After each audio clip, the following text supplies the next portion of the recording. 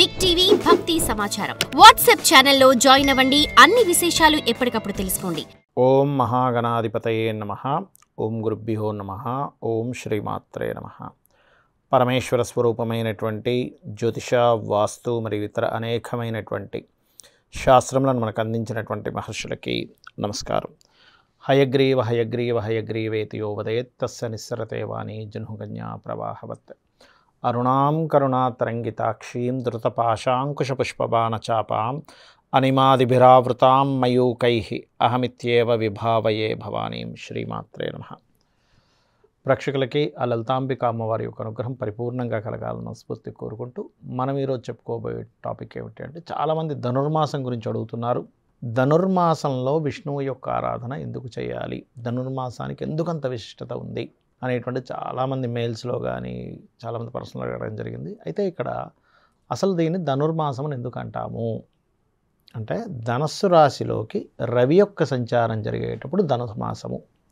మరి మిగతా అన్ని రాసుల్లోని రవి సంచరిస్తుంటాడు కదండి, మరి దానికి లేనటువంటి విశిష్టత ఈ ధనుర్మాసానికి ఎందుకు ఇచ్చారు అంటే, ధనస్సులో రవి సంచరించేటప్పుడు జీవులకు కలిగేటువంటి ఫలితం ఏమిటి అనేటువంటి శాస్త్రంలో ఉంది.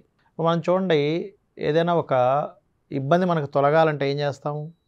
భగవంతుని ఆరాధన చేస్తాం కదా. ఈ భగవత్ ఆరాధన అనేటువంటిది ఏదైతే ఉందో నిత్యము చేయడానికి కొన్ని విశేషమైనటువంటి రోజులు కొన్ని ఉంటాయి. మన కార్తీక మాసం కావచ్చు, ఏకాదశి కావచ్చు, కొన్ని పుష్య యోగాలు కొన్ని ఉంటాయి, త్రిపుష్కర యోగాలు కానీ, ఇలాగా గురు పుష్య యోగాలు కానీ, ఇలాంటివి ప్రత్యేకంగా ఆ యొక్క రోజులు, ఆ యొక్క తిథులు, ఆ యొక్క నక్షత్రాలు, దాని యొక్క ప్రభావం స్పిరిచువల్గా మీరు చేసేటువంటి పూజకి ఫలితం రావడానికి ఎక్కువగా ఆ యొక్క మాసము కానీ దాని ప్రభావం ఎక్కువగా ఉంటుంది. అది సపోర్ట్ చేస్తుంది అక్కడది. అలాంటిది ధనస్సులో రవి యొక్క సంచారం జరిగేటప్పుడు మనకి చూడండి, మనం ఇవన్నీ ఇప్పుడు ఎందుకు ఇబ్బంది పడుతున్నాం, ఇవన్నీ ఏది రుణాలు కానీ, రోగాలు కానీ, శత్రుత్వాలు కానీ, ముఖ్యంగా జ్యోతిష్ శాస్త్రంలో 6వ స్థానము అంటారు. 6వ స్థానానికి ఉన్నటువంటిది ఏమిటంటే నిత్య జీవితం, అంటే మన డైలీ లైఫ్, పూర్వజన్మ కర్మ అనేటువంటిది 6వ స్థానంలో ఉంటుంది. ఆ పూర్వజన్మ కర్మ జీవుడు ఏ రకంగా అనుభవిస్తాడు అంటే, రుణము రూపంలోనో, రోగము రూపంలోనో, శత్రు రూపంలో అనుభవిస్తారు. మీరు గమనించండి, మనిషి అనుభవించేది ఈ 3 రూపంలోనే ఎక్కువగా. ఒక రాజకీయ నాయకుడికి తీసుకున్నట్లయితే ప్రత్యర్థి శత్రువు అవుతాడు, అంతే కదా. లేకపోతే ఎవరికైనా సరే, ఇప్పుడు ఇంట్లో ఒక ఫ్యామిలీలో ఉన్నారు, ఆ ఫ్యామిలీలో అత్తతోనో లేకపోతే కోడలతోనో లేకపోతే ఆడపడులతోనో ఒక శత్రుత్వం ఉంటుంది. మనిషి తప్పించుకోలేనటువంటి బాధ, రోగం. అదేవిధంగా రుణము, అప్పులు తీరిపోతే బాగుండండి అని. వీటి నుంచి మీరు బయటపడాలి అంటే ఒకటే గుర్తుపెట్టుకోండి, పంచమ స్థానం యాక్టివ్ అవ్వాలి. ఈ పంచమ స్థానం ఏ రకంగా యాక్టివ్ అవుతుంది? ఈ పంచమ స్థానం యాక్టివ్ అవుతే ఏమిటి అంటే, పంచమ స్థానాన్ని జ్యోతిష్ శాస్త్రంలో రుణరోగ శత్రు విషయాల్ని తొలగించే స్థానంగా చెప్పారు.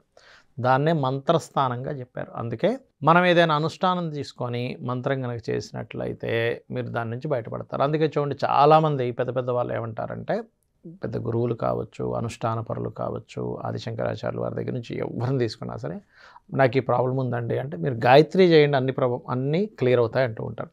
ఎందుకంటే గాయత్రి చేస్తే ఇవన్నీ ఎందుకు క్లియర్ అవ్వాలంటే, గాయత్రి అంటే ఎవరు? సూర్య కిరణాలని గాయత్రి అంటారు. ఏదైతే సూర్యుడిని మనం పూజిస్తామో, సూర్య సంబంధించింది ఏదైతే ఉందో అది గాయత్రి. మనకి శాస్త్రాల్లో మన పూర్వజన్మ కర్మ తొలగాలి అంటే చెప్పినటువంటిది ఏమిటి? 1 లలితా సహస్రనామాలు చేయడము, లేదా 2 సూర్య ఉపాసన చేయడము, 3 ఏదైనా ఆలయానికి వెళ్ళి అక్కడ మీరు సేవ చేయడం. వీటి మూలంగానే మీకు పూర్వజన్మ కర్మ తొలగుతుంది. అంటే ఇందులో సూర్యుడిని ఆరాధించడం కూడా కర్మ తొలగించేటువంటిది. ఈ సూర్యుడు ఎక్కడుంటున్నాడు? ధనుర్రాశిలో ఎంటర్ అవుతున్నాడు ధనుర్మాసంలో. నెల రోజుల పాటు, అంటే దాదాపుగా మనకి ఈ యొక్క డిసెంబర్ 15 నుంచి జనవరి 14 మధ్య వరకు కూడా ఈ ధనుర్మాసంలో ఉంటాడు అక్కడ సూర్యుడు. ఎప్పుడైతే సూర్యభగవానుడు, ఆత్మకారకుడైనటువంటి సూర్యభగవానుడు జీవులకి కారకుడైనటువంటి గురురాశుల్లోకి సంచరిస్తాడో, మేషం అనేటువంటి సహజ లగ్నంగా చెప్తారు జ్యోతిష్ శాస్త్రంలో. ఆ మేషం అనేటువంటి సహజ లగ్నం నుంచి పంచమాధిపతి భాగ్యంలోకి ఎప్పుడైతే ఎంటర్ అయ్యాడో, మీరు ఏదైతే ఈ ధనుర్మాసం మొత్తము కూడా విష్ణువుని ఆరాధిస్తూ ఉంటారో, స్థితికారకుడిని లేదా విష్ణువుని శివుని ఇద్దరిని, స్థితి లయకారకుల్ని ఎవరైతే ఆరాధిస్తారో వాళ్ళకి పూర్వజన్మ కర్మ అనేటువంటిది తొలగుతుంది. ఈ పూర్వజన్మ కర్మ తొలగనంతసేపు కూడా మీకు బ్లాక్డ్ భాగ్యచక్ర అంటారు దీన్ని. అంటే మీ యొక్క భాగ్యం ఉంది. చాలామంది చూడండి, జ్యోతిష్ శాస్త్రంలో జాతకం తీసుకెళ్ళి మనం ఇచ్చినప్పుడు ఏమంటారు? అబ్బా మీ జాతకం అమోఘం అండి అంటారు. మహాదశ నడుస్తుంది, శుక్రదశ నడుస్తుంది, గురుదశ నడుస్తుంది, అబ్బో విపరీతం ధనయోగం అంటారు. కానీ ఈ జాతకుడు ఏంటి, జాతకం పట్టుకుని ఏమో సార్ నాకేం పెద్దగా కలిసి రావట్లేదు, వచ్చిన డబ్బులు వచ్చినట్టుగా అయిపోతున్నాయి, ఏమిటండి అంటూ ఉంటారు. అంటే ఏమిటి, పూర్వజన్మ కర్మ ఎక్కడో అడ్డుపడుతుంది ఆ జీవుడికి. పూర్వజన్మ కర్మ అడ్డుపడడం వల్ల వారికి వెరీ క్లియర్లీ మీరు ఎంత ప్రయత్నం చేస్తున్నా ముందుకు కదలదు. ఒకవేళ ప్రయత్నం చేస్తున్న సగంలో ఆపేస్తారు, కొంత ప్రయత్నం చేసి ఆపేయడం, ఎండింగ్ వరకు వెళ్ళి ఇంకా నా వల్ల కాదులేని వదిలేయడం, ఇవన్నీ జరుగుతుంటాయి. ఎందుకు అంటే వాళ్ళ కర్మ వాళ్ళని ఆ రకంగా వెంటాడుతూ ఉంటుంది.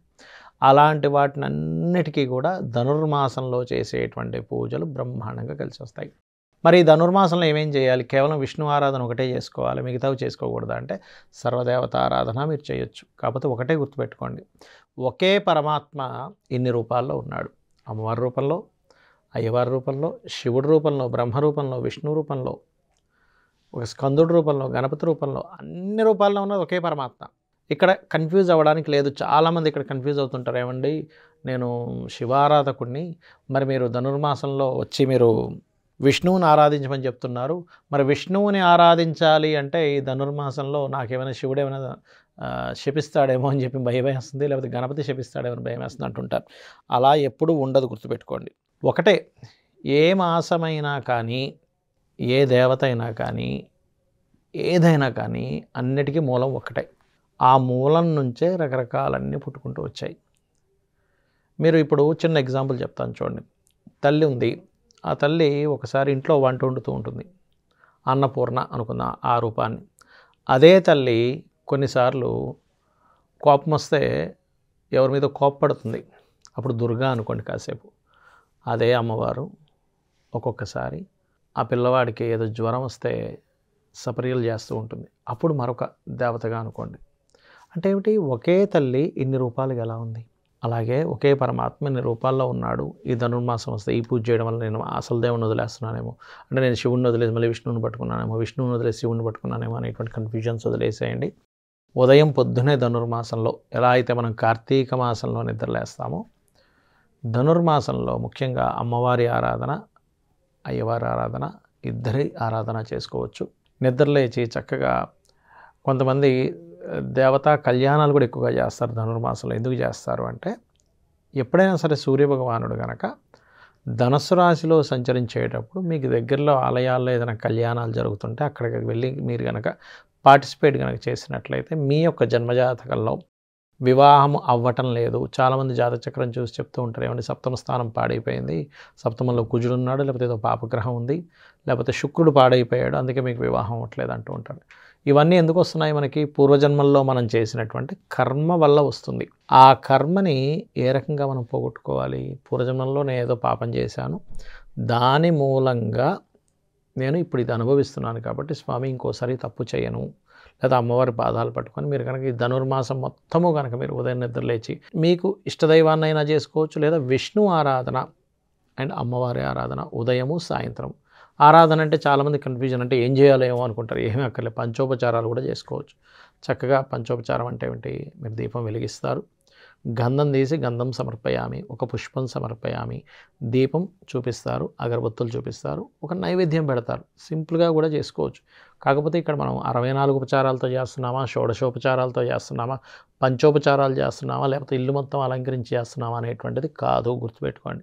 ఏంటంటే మనసు ఎంత పెట్టి అక్కడ చేస్తున్నాము, ఒక భక్తి ప్రధానం అక్కడ.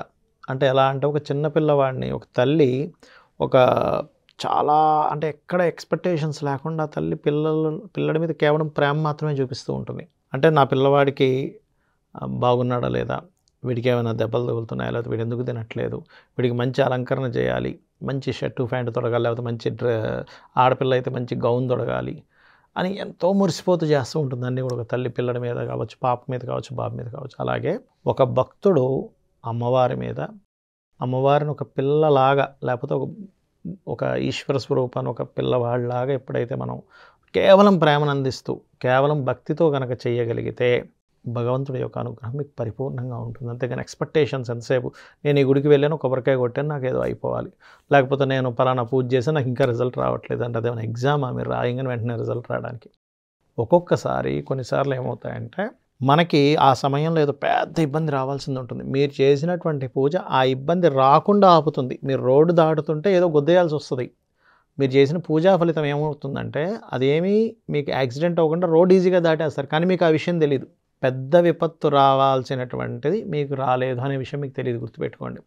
అంతేగాని ప్రతిసారి కొబ్బరికాయ కొట్టగానే నాకేదో ప్రమోషన్ వచ్చేసేయాలి, ఇక్కడికి వెళ్ళి పలానా ఉండిలో పలానా అది వేయగానే నాకు ఇంకోటేదో సీఎం సీట్ వచ్చేసేయాలి, లేకపోతే ఇంకోటేదో పూజ చేయించుకుని అయిపోవాలని అనుకోకండి. ఒక్కొక్కసారి మీకు పూజన్మ కర్మలు తొలగే ఉంటాయి ఇందులో. కాబట్టి భక్తి శ్రద్ధలతో ఎవరైతే ధనుర్మాసంలో ముఖ్యంగా సూర్య ఉపాసన ఎక్కువగా చేస్తారో వారికి కూడా చక్కటి ఫలితాలు ఉంటాయి. ముఖ్యంగా సూర్య ఉపాసన వల్ల కలిగే ఫలితాలు ఏమిటంటే, మనకి శాస్త్రంలో సూర్యుల్లో సకల దేవతలు ఉంటారని చెప్పింది. అంటే ఒక అమ్మవారు మీరు చూడండి లలితా సహస్రనామాల్లో ఉంటుంది ఏమిటి, భానుమండల మధ్యస్థ భైరవీ భగమాలిని అని ఉంటుంది. అంటే భానుమండలంలో మధ్యంలో భైరవి అనే నామంతో ఉంటుంది అమ్మవారు. అదేవిధంగా లలితా సహస్రనామాల్లో తాటంక యుగలీభూత తపన ఉడుప మండల అనేటువంటి నామం ఉంది. అంటే ఏమిటి, చంద్రుడు సూర్యుడు ఏంటంటే అమ్మవారి యొక్క తాటంకములట చెవు పోగులుగా చెప్పారు. ఆ రకంగా సూర్యుడు రూపంలోనే ఆ యొక్క పరమాత్మ, అందులోనే మరలా అమ్మవారిని, శివుణ్ణి, విష్ణువుని, బ్రహ్మని, అదేవిధంగా మనకి సప్త ఋషుల్ని, యక్షులు, గంధర్వులు, నాగులు, పితృదేవతలు అందరూ ఉంటారట సూర్యుల్లో. అందుకే ఒక్క సూర్య పరమాత్ముడికి ఇలా దండం పెట్టుకున్నా కూడా బోలెడన్ని ఫలితాలు ఉంటాయంటారు. ఫలితము అనగానే వెంటనే మీరు ఏదో రావాలని కాదు, మీకు ఉండేటువంటి దరిద్రాలు పోయినా కూడా అది గొప్పది, గుర్తుపెట్టుకోండి. కాబట్టి ఈ రకంగా ధనుర్మాసాన్ని, ముఖ్యంగా ధనుర్మాసంలో గోశాలకు వెళ్ళి గోవులకి గనక సపర్యలు చేయడం, గోవుకి ఏదైనా తినిపించడం, ముఖ్యంగా బెల్లము తినిపించడము, అరటికాయలు తినిపించడం మరింత మంచి ఫలితాలు ఇస్తుంది. మరియు దీంతోపాటు గోవు పేడతోని ఇంటి ముందుని అలంకరిస్తారు ధనుర్మాసంలో. అందులో పర్టికులర్గా మనకి ఈ ధనస్సు రాశిలో రవి సంచారం జరిగేటప్పుడు ముఖ్యంగా సంతానం కోసం ఎవరైతే ఇబ్బంది పడతారో, దేహంకి వచ్చినటువంటి కొన్ని రోగాలు ఉంటాయి, రోగ సంబంధించినవి ఎవరైతే ధనుర్మాసంలో అశ్విని నక్షత్రం రోజు వచ్చిన రోజు ఎవరైనా సరే మీరు ఆ రోగానికి ఏదైతే మెడిసిన్ వాడుతుంటారో ఆ రోజు కనుక వాడడం ప్రారంభించిన ధనుర్మాసంలో ఖచ్చితంగా క్యాన్సర్ లాంటి పెద్ద పెద్ద ప్రాణాంతకమైనటువంటి రోగాలు కూడా తగ్గే ఛాన్సెస్ ఎక్కువగా ఉంటాయి. కాబట్టి ఇలా చేసుకుంటే అన్ని విధాలు బాగుంటుంది. శ్రీమాత్రే నమః. For more videos like this, subscribe Big TV channel.